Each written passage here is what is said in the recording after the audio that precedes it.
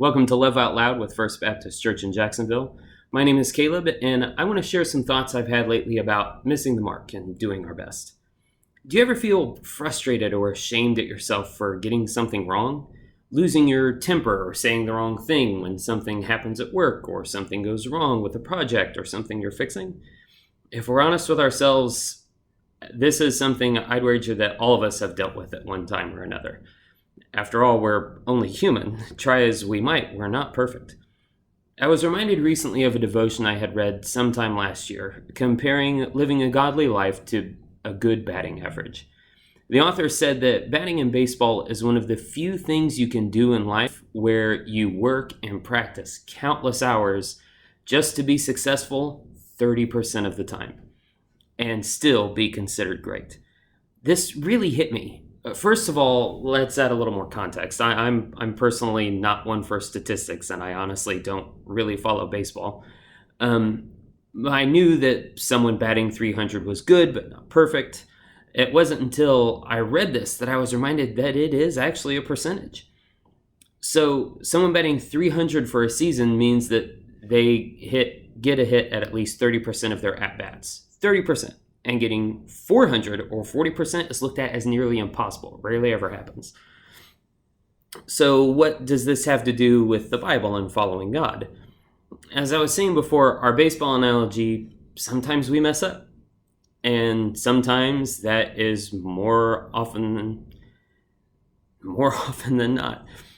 A passage that I feel like goes real well with this struggle for batting averages is Romans 7:18-20.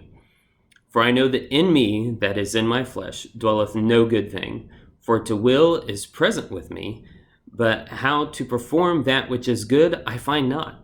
For the good that I would I do not, but the evil which I would not, that I do.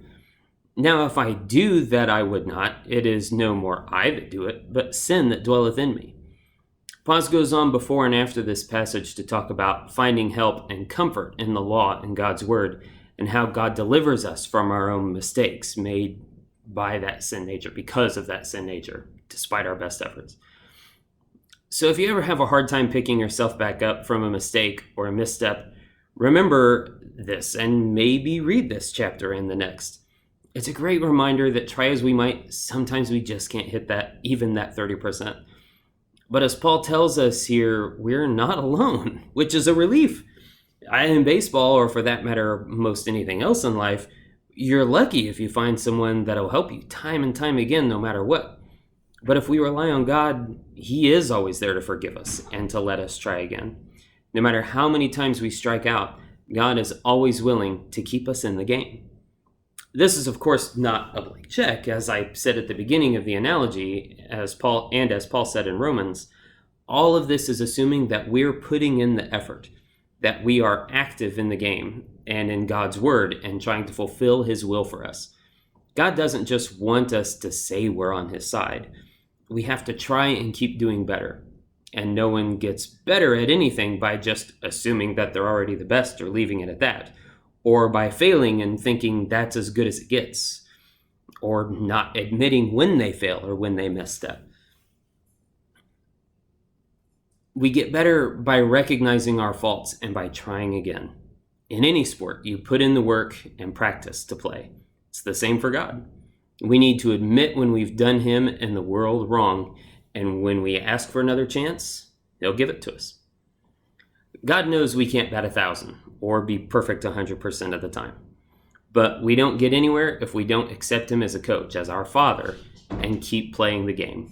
We learn, we practice, and we ask for His help and strength to do better next time. So if you have any thoughts or questions about this or anything else with God and the Bible, please feel free to reach out to us at First Baptist Church in Jacksonville. You can also visit our Facebook page where we share these devotions along with streams of our regular Sunday services every week. In the meantime, have peace, love on, swing away, and God bless.